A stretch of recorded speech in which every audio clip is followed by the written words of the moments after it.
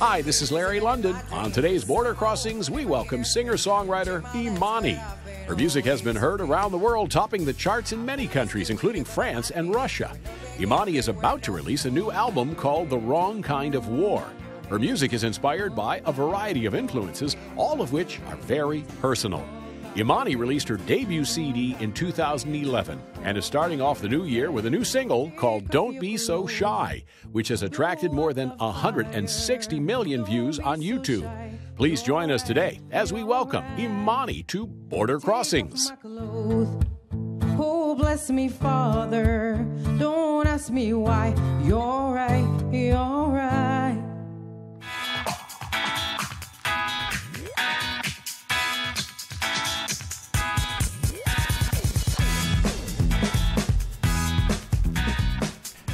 Hi, this is Larry London. We welcome you to Border Crossings. And today on our program, we would like to welcome an international recording star who has been #1 around the world in places like Russia and back at home in France. We welcome Imany to the Voice of America. Welcome, Imany. Thank you. Thank you very much. It's great to have you with us here on Border Crossings. My first question is, what is the new album called? I understand that there's an album coming out this year. We're all very excited about it. And you named it what? I called it The Wrong Kind of War, and it's supposed to come in America around March. Now, why did you call this The Wrong Kind of War? I read where your songs are very much inspired by news and many topical subjects. It's because, there's different, topics in the album. There's love, the lack of love, and there's also the violence in the media and in this world, and what do we do to make this world worse or better. And so The Wrong Kind of War is originally a song in the album that talks about a couple that had all the chances in the world to be, happy, but they decided to fight about the wrong kind of, fight about the pettiness, the ego, anything, and things like that. And so at the end, they're like staring at the ashes of their story. And I thought it would be a nice title for an album because at the end, the war that we're losing is the one with ourselves, where we are, all the demons, that are fighting inside of us are taking over so much that now, all we think about is shooting the next guy. And so I was thinking that whether you talk about love or whether you talk about just current events, it all starts with the same, from the same place, within yourself. So I thought it was a global title that could work. It's a very timely message and something that most people around the world are affected by in one way or another. So it's wonderful that you're putting your gift of music to use in this kind of way, but it kind of runs the risk because there's a lot of, like I say, political overtones to a lot of the songs. And from what I read, there's only a couple of them that could be even considered very positive, uplifting songs. But it's a very social album with a very significant message, as I mentioned. So it's timely, and it's good that you put this out. And hopefully your fans will embrace this and the world will embrace this and come to know Imany. And this is your first album being released in the United States. Yes, it is. But that's not the first album that I've made. I had a first album called The Shape of a Broken Heart in 2011 that did pretty well in Europe. And I wrote that album. I was in my 20s, and it was more about love and how I was heartbroken and blah blah blah blah blah. And in the 20s, I feel like especially when you're a woman, your only obsession is just finding love, And in my 30s, I did this second album, and I decided to look around, stop looking so much, be so self-centered in a way. And so I decided to just observe the world a little closer. And so I decided to sing about subjects that are more important than just, my little predicaments. Right, as you mature, the music that you're writing about is also maturing with you. And the first album was inspired somewhat by dreams, I read, that you did some stuff with the album in your dreams, or at least late at night. Well, late at night, because, it doesn't happen to me anymore like that, but I used to just wake up with like melodies and words, and I would write them down. I come from a family from the Comores Island. It's by Madagascar. It's very, very, very, very small country. And my parents, they moved there from Comores to France.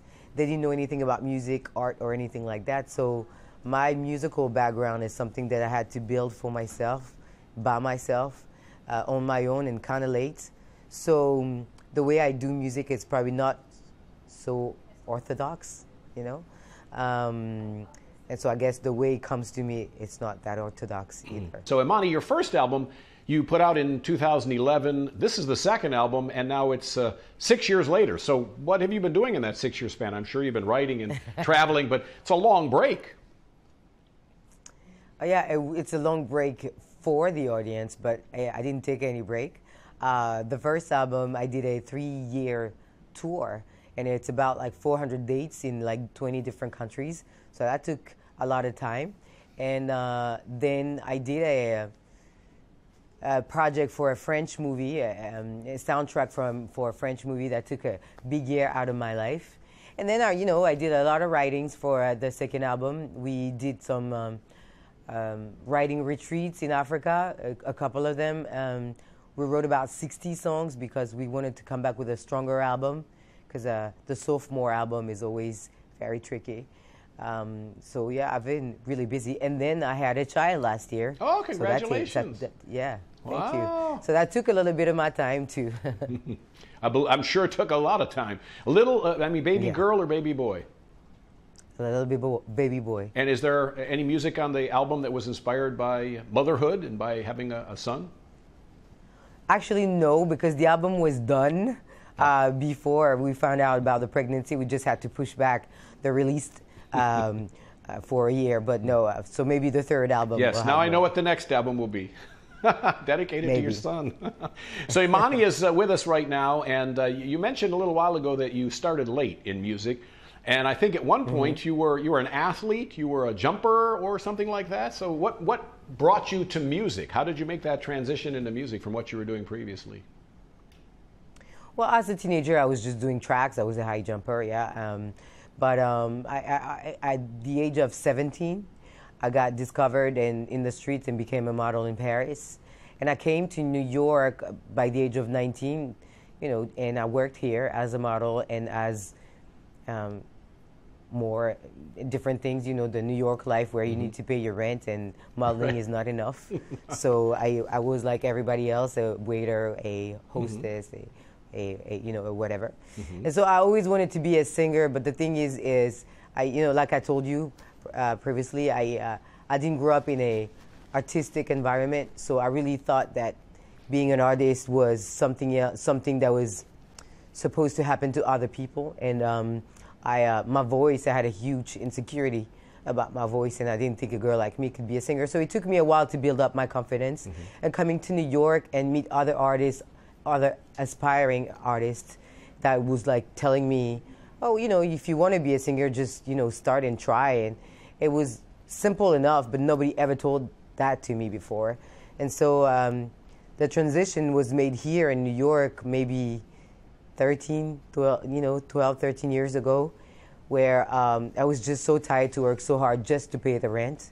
And I figured that life will happen no matter what, so I might as well slave after my dream than just, to pay the rent. Well, hopefully you don't have any doubts now about your voice or your career, because, don't be so shy. 85 million streams and I don't know how many 100 million views on YouTube. And so there's a lot of people that love your music and love your sound. Now, when you did start your career and you decided you wanted to pursue music, as a songwriter or a singer, you just decided I'm going to do them both, or did you decide on which first? How was the process for Imany? How did that come about?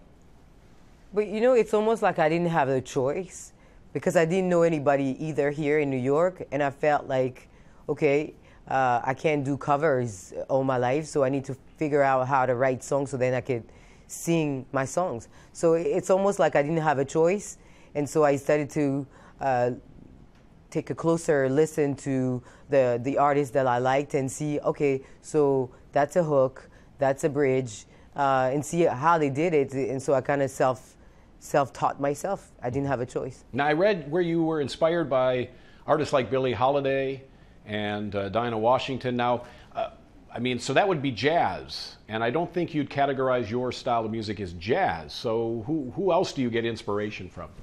Or maybe you do categorize yourself as jazz. I don't know. How do you see yourself? No, I don't. I try not to categorize myself actually anywhere, because the beauty of not coming from anything special, I get to be inspired by many different genres of music, and I'm inspired by the great Bob Dylan or Nina Simone or Tracy Chapman. Tracy Chapman is a huge influence on me. But you know, when I was a teenager, it was hip hop or nothing. So I was inspired by the Public Enemy, those type of artists. But Bob Dylan and Tracy Chapman and Nina Simone are the top three for me. And that is a big change from going from modeling to singing, because I know you were having a fairly successful modeling career. I mean, to be a model in Paris is a major, I mean, you're in the epicenter of fashion right there, so to be modeling in Paris, you couldn't ask for a better job and a better career, so that was a big step forward, I guess, a big risk from what you were doing to all of a sudden launch a music career. Well, actually, it was not, because I was doing okay, but I always joke around. I always say that I was a middle class model. You know, there's the top models, and then there's the middle class. And I thought I was the middle class. That meant that I was working well, and sometimes I wasn't working enough, and so you still have to pay bills. And I was also very bored in this job. It really, when I got approached to become a model, I was 17 and I was in high school, and it was better than working at McDonald's, So for me, I thought it was going to be temporary. It was going to be a job on the side while I was going to college. It just took over so much more than I expected. But it wasn't so hard, because I think if I had been a supermodel and making millions, it would have been harder for me to make the transition. I had nothing to lose, basically. Do you want to become an actress? Is that something you've thought about? You're very beautiful, obviously, and if you're talented as well. So is acting something you thought about? I'd like to try, just because I like what he brings. It's a pure art. The fact that you can borrow someone else's life and use what you have. You do that when you sing too, but it's more intense as an actor. So I'd be interested to try. Yeah, a French actress won the Golden Globe just recently for her role in a French film that won a Golden Globe as well. So obviously a lot of great things coming out of France. How about music? Musically speaking, from France, I mean, is that a great place to be if you're a musician? I mean, personally, it has been for me. This is where it really all started for me, because there's a very diverse artists. I think it's an open place for artists to start. There's a lot of foreign artists that come to France and they manage to have a career. So it has been a good place for me. Very good place for me. Here in the United States, when we think of French musicians today, David Guetta is one of the top names that come to mind. Yes, well, he's a DJ, and I guess he made France proud, because of course he's known everywhere in the world. But if you think about the French artists that were famous in America, maybe 50 years ago, it was like the comment elle s'appelle déjà, la môme, Edith Piaf, Yves Montand, Aznavour, So I think the French music always has been in American hearts somehow. Yes. So, but the DJing is something different. Maurice Chevalier, in my house when I was growing up. Maurice Chevalier. Yes, there's a big name right there. We're talking with Imany. Yeah. Now, how long have you been called Imany? How long, and what's the story behind how you came about the name Imany? Well, it's when I started modeling. My real name is Nadia, and there were so many Russian in the agency called Nadia that the agency didn't want me to be called Nadia number 4 or something. Right. So they asked me to come up with a name, and to be honest, I was young, and my favorite movie at the time was Coming to America. And, the movie with Eddie Murphy. Yeah, I was going to say, you could have been Eddie Murphy, so you chose Imany. Exactly. And the prince's name was Imany Easy. That's right. So I chose that name. Yeah, I chose that name, and that was it. And everybody's been calling me Imany ever since. And it's a Swahili word. It's a Swahili word. It means faith. I figured out later. I didn't know. I have to be honest, it was not a spiritual choice at all at the beginning. It came from Eddie Murphy. That's amazing. Well, it's amazing how it worked out. So we'll go with faith. Yeah. But Imany is our guest today, promoting a new album, The Wrong Kind of War, and the album's coming out in March. How about a tour? Are you planning to tour in the United States around the release?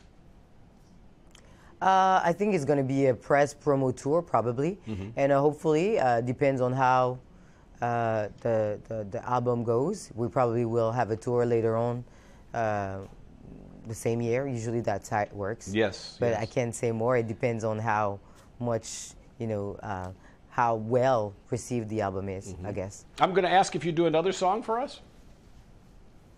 Yes, absolutely. Wonderful. I'm not going to present that one because it's a cover, and so I like to leave the surprise open. All right. Okay. Attends. Oui.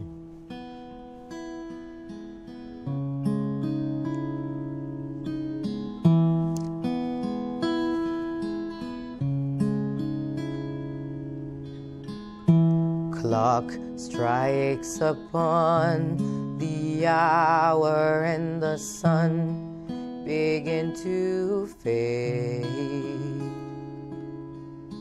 Still enough time to figure out how to chase my blues away. I've done alright up until now. It's the light of day that shows me how. But when the night falls, my loneliness calls. Oh, I wanna dance with somebody. I wanna feel the heat with somebody.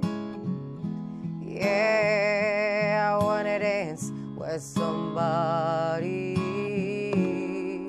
With somebody who loves me. Oh, I wanna dance with somebody.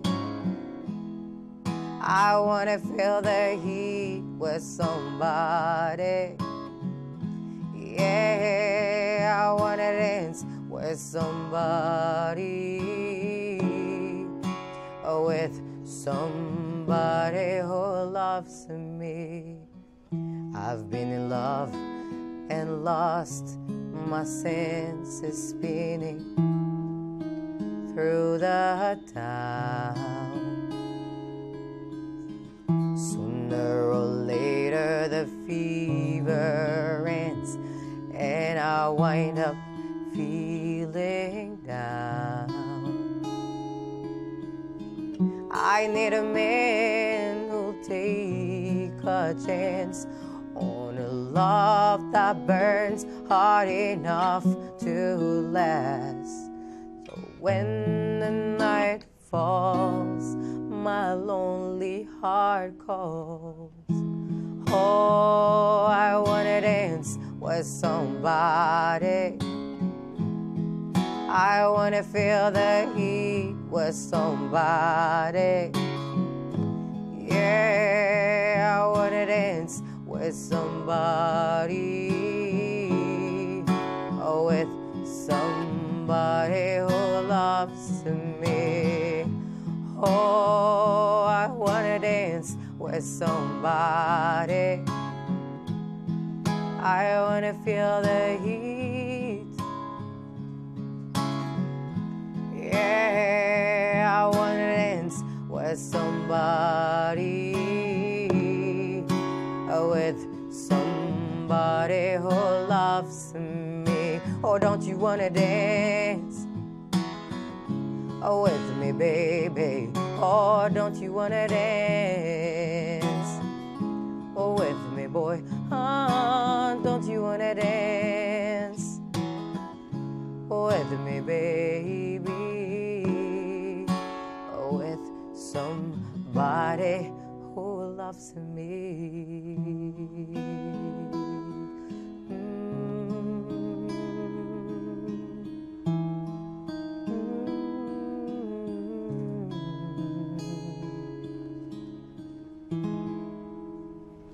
Wow, so nice, very nice, lovely. Imany's our guest here on Border Crossings, and that song, of course, by the late Whitney Houston. What made you decide to choose that song? Was she an influence in your career? Yes, she was. She really was. When I was a kid, you know, she was like the perfect example of the perfect artist. She had everything. She was beautiful. She had the voice. She had the energy. And I used to, you know, imitate her in the bathroom with my toothbrush, right? But I wasn't singing English, so I was just, you know, mumbling words and trying to be Whitney Houston. And then one day I had to cover a song from an artist from the 80s, and I thought about that song, and you know, the way they produced it is such a up-tempo, fun song, and it feels like it's a girl going out in the club trying to like find a guy, but really it's about loneliness. And I thought that if I was really trying to like tell the story of that song, we would hear it, and we would hear the desperation behind it. And so I thought it'd be a nice thing to do. And you know, yeah, I've been a fan of Whitney Houston. Now that's not on the new album, though, is it? No, it's not. You have to come live, and you know, to have it, to hear. No, it's not on the album. And if people want to see you live when you do start to tour, your website, I'm sure, will have that information. What is your website where people can go to find out where you'll be performing? Oh, you know, I'm like everybody else. It's like the same social media. It's on Facebook. It's Instagram. It's Twitter. And there's like the website, imanymusic.com. So, you know, you can't miss out. And you had mentioned that when you were younger and you were singing, you didn't speak English. I assume, like many people around the world, you learned to speak English through music. That's probably one of the ways that you learned to speak English.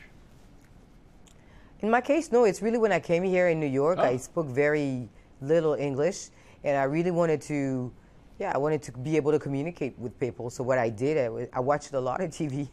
I watch a lot of TV here in New York, and the technique, I'm going to give you the technique, is to put the subtitles. So you have the word that you can see and you can hear. And so I had my little dictionary, and I would write down, you know, the words. And really, within 3 months, I was pretty fluent. Wow, so that's TV fantastic. saved me. Now, I imagine it must be pretty rewarding for you when you go around the world to tour and you sing and perform in English, which is your second language. Yes. And they know the words to your song in a country that they don't speak English either, but they know your words to your music. That must be amazing. Yeah. What a great feeling. It is a great feeling, and you know, I never even thought about it that way. Thank you. It's a great feeling when you, especially when you come to a country.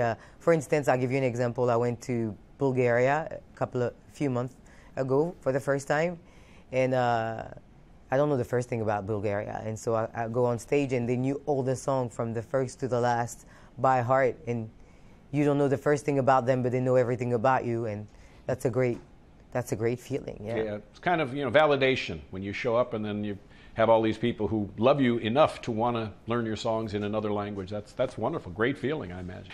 So traveling around the world performing as you do, you mentioned Bulgaria, and I know you have this relationship with Russia for whatever reason, where you were #1. I know. You know. So have you performed there, and why do you think the fans have taken to you so much in Russia?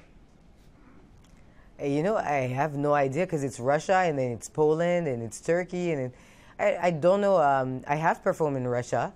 I've performed in front of, like, I did festivals in front of like 350,000 people. Wow. It's insane. I don't know why they like it so much. I have no explanation. I don't know. I take it though, but right. I don't know. And it's still a shock to me every time. Well, your music has a meaning and a message, which I think is lacking in a lot of music today. You really, obviously, pour your heart and soul and put a lot of thought into the lyrics and to the meanings behind these songs. So I'm going to ask if you do one more song for us. We'd love to hear something from you. Yeah, well, I'm going to do the Don't Be So Shy. Oh, great. It's a song, yeah, you heard of it, obviously. Yeah, obviously, yeah. And it became this success we talked about thanks to 2 Russian DJs, and I guess also that's why they like me there. But basically, the song is not just about taking your clothes off. I want to take, keep, because everybody is asking me about the meaning of the song. The fact that they did electronic remix kind of changed the meaning of the song, because originally it's a very slow, slow tempo, very sexy, and it's about the spirituality behind the act of lovemaking. Do you know what I mean? Yes.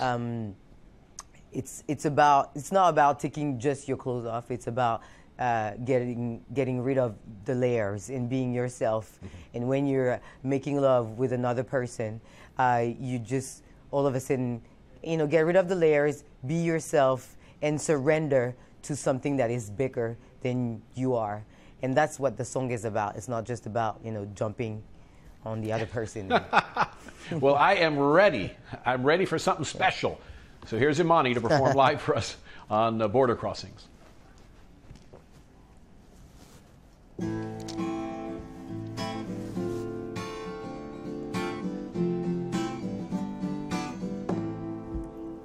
Take a breath, rest your head, close your eyes, you are right.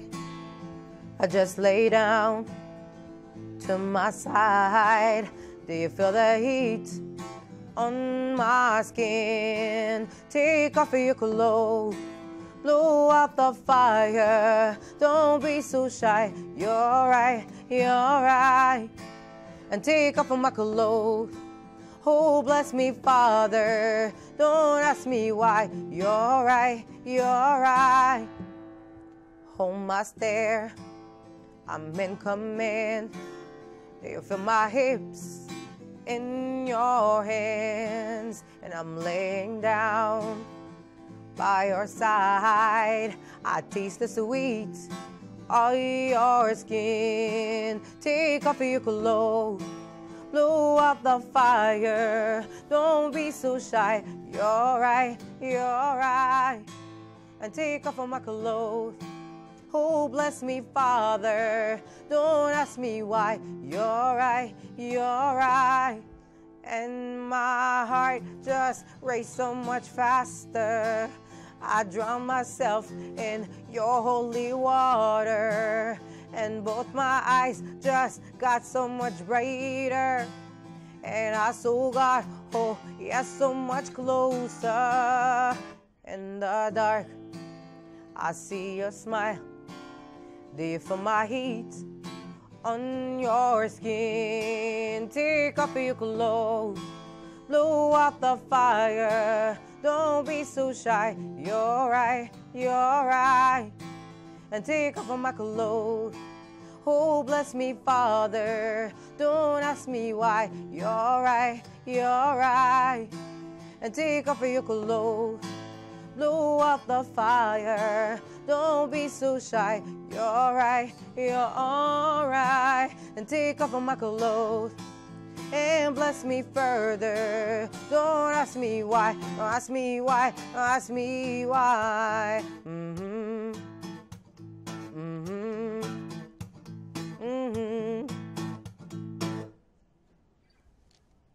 That's a big hit from Imany's collection. Don't Be So Shy, a song that was #1 on iTunes, #1 on Shazam, all around the world. 13 countries, in fact. So wonderful performance. And what a pleasure it is to have you on the show and to meet you today. And thank you for coming in and doing some live music for us. And you brought a guitarist. We should certainly tell the audience who your guest is with you. Oh, of course. This is Taufik Farah, my guitar player. You did a nice job. And we loved meeting you and hearing your music. And I feel so inspired. And I'm hopeful that you will come back again once you go out on tour and you'll join us again. And we'll be able to discuss more of your music. Yes, thank you so much for having me. Thank you. Thank you very much. Imany's our guest. The Wrong Kind of War is the name of the new album coming out in March. And my name is Larry London. You are tuned to Border Crossings.